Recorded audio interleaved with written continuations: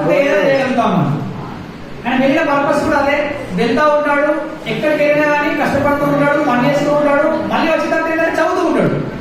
ఎక్కడికి వెళ్ళినా అదొక్కటి మాత్రం మర్చిపోడు.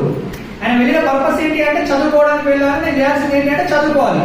ఆకలి వేస్తూ ఉంటుంది, తినడం కోసం పని చేస్తాడు, తింటాడు, నిద్ర వస్తుంది, పడుకుంటాడు, మళ్ళీ వేసిన తర్వాత ఏం చేస్తారంటే ఒకటే పని చదువుకుంటా ఉంటాడు అంతే.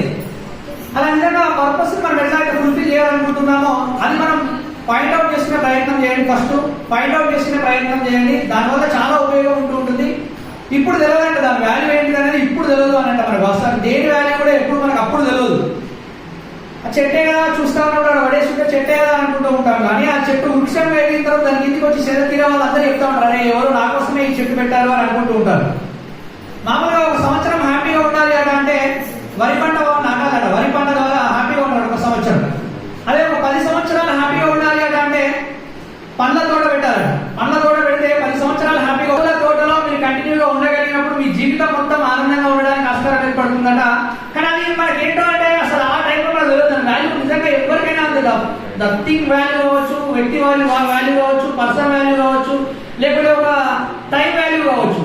అప్పుడు మనకు దాని గురించి ఏమీ తెలియదు. తర్వాత మనం అనుకుంటాం, అరే నేను ఆ క్షణంలో అట్లా చేస్తే బాగుండేమో, ఈ క్షణం ఇట్లా చేస్తే బాగుండేమో, నేను అప్పుడు తప్పు చేసినట్టుండేమో, 2 సంవత్సరాలు కాలేజీకి వెళ్ళాను కానీ ఏంటి నా పరిస్థితి ఇలా అయిపోయింది, నిన్న పేపర్